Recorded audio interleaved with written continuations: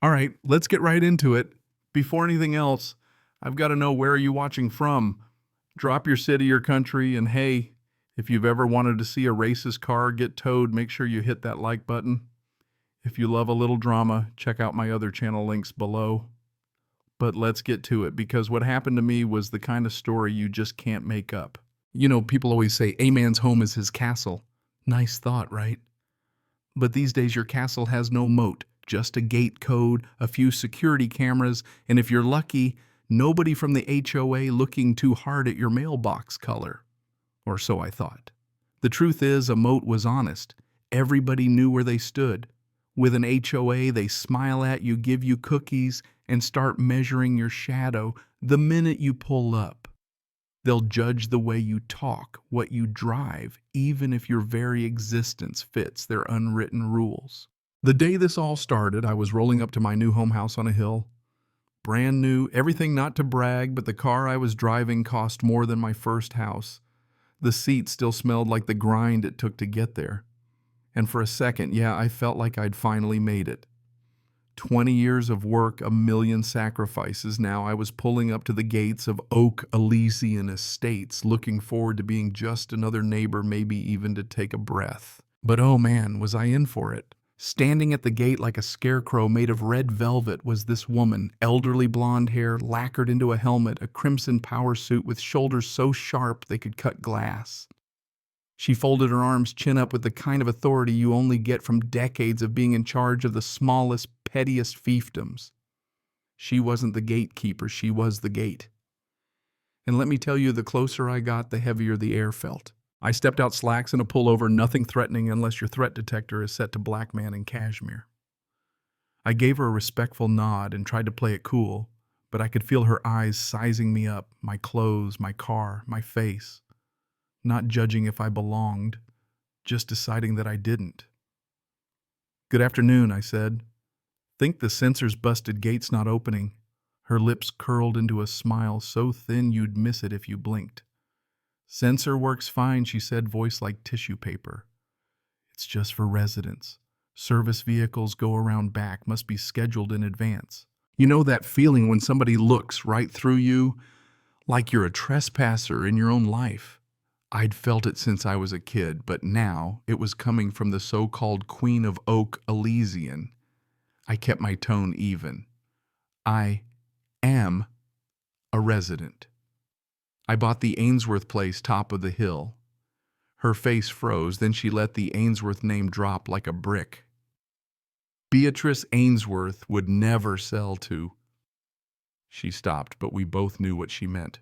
So I explained, patient but starting to unravel. "Her kids sold. I'm the owner now. Name's on the deed. It's been registered for a year." She sniffed, adjusted her suit, and went on about their process, the welcoming committee, and how I hadn't been reviewed. Reviewed for what? My credit, my pedigree. She looked at me and saw every stereotype she feared: a rapper, an athlete, a problem. Never just a guy who worked his butt off to buy a house. Right then, my cousin Leo pulled up in his old pickup, my late sister's boy, just 20 dust on his jeans, a tank top, steel-toed boots. He looked like hard work. To me, he was family. To her, he was everything she feared would invade her precious little kingdom. Her eyes lit up, half alarm, half, "I told you so." "Who is this?" she snapped. "That's my cousin. He's here to help move some equipment." "Absolutely not," she shot back. "No unapproved laborers. This isn't a loading dock." Leo, poor guy, looked confused. "Hey, is everything okay?" Gate stuck. Before I could answer, she clutched her purse. "You ought to leave. You're trespassing." I stepped in front, taller than her, calm but cold. "He's my guest. He's coming in with me. Please open the gate." But this was her favorite part. She pulled out a phone. "I'm the president of the HOA," she announced like royalty. "You're creating a disturbance. I'm calling the police." And she did, thumb-steady voice, trembling with just the right amount of fear for the 911 call. "There are 2 men. Very aggressive.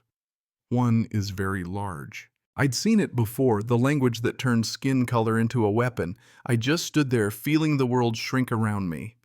Within 3 minutes, 2 police cars pulled up, sirens off, but tension high. 4 officers, white hands already at their belts. The woman who'd been a dragon a minute ago turned into a trembling old lady. "That one," she said, pointing at Leo. "He threatened me. He was shouting. He was—" Leo looked stunned. Hadn't said more than 10 words all day. "Sir, I didn't—" he started, but one cop barked. "Hands up. Both of you." I complied, but Leo hesitated.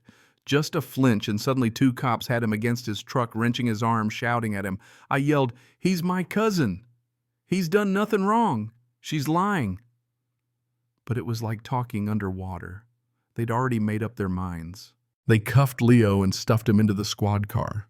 I stood there powerless, while the woman in red, her name I'd soon learn was Agnes Covington, stood by the gate, arms folded, smirking with the confidence of someone who believes the world is built to serve her. You ever hit a moment where everything inside you snaps? That was it for me. I made 3 calls: my lawyer, my CFO, and my assistant.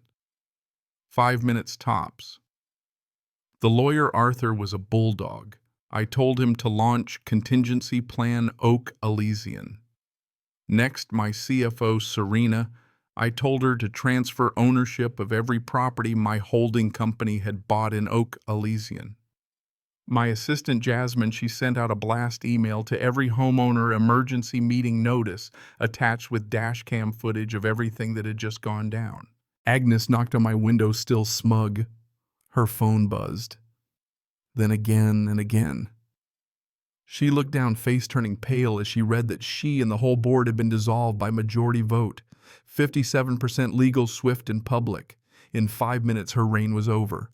You want to know how I'd spent months quietly buying up properties, getting proxies, and more importantly, winning the trust of all the folks who'd been stepped on by her board. Every rule, every bylaw, I'd read them all. Proxy votes, emergency dissolutions, no limits on ownership. All I needed was the catalyst, and well, Agnes gave it to me with both hands. Dashcam footage went out. Homeowners clicked activate my proxy. Votes poured in. It was checkmate. The HOA built to keep folks like me out just got turned inside out in less time than it takes to order a pizza. The next week, we found out a whole lot more. Agnes wasn't just petty, she was corrupt. Her nephew ran the landscaping company, charging the HOA 4 times the going rate. She denied ramps to disabled families, bent rules for friends, and actively warned realtors not to show homes to the wrong kind of buyers.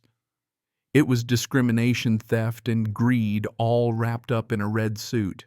Meanwhile, Leo sat in a holding cell accused of trespassing and resisting arrest charges that would never have stuck if he'd looked like the people who built this neighborhood. It cost $10,000 and 12 hours to get him out. He sat next to me in silence, finally saying, "They looked at me like I was garbage."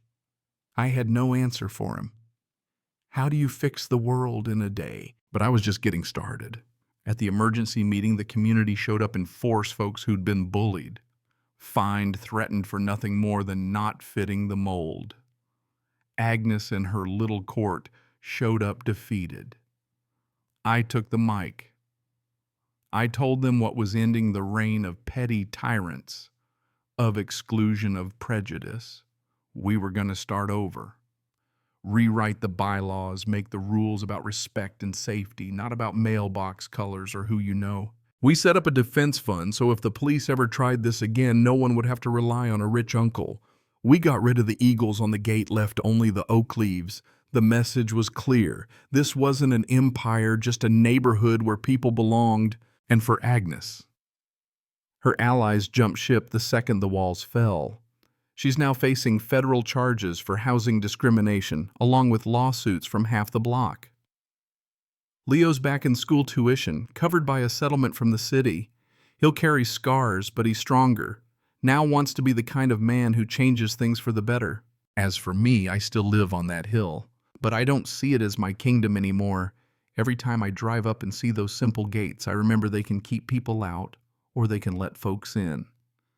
Home can be a sanctuary or a prison. Power can be a shield or a sword.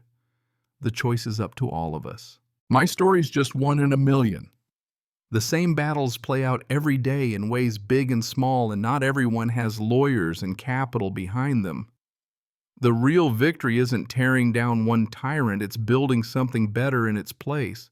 You don't win by locking everyone else out, you win by opening the door. So what do you think? Did justice get served, or was it just a rich guy with better lawyers?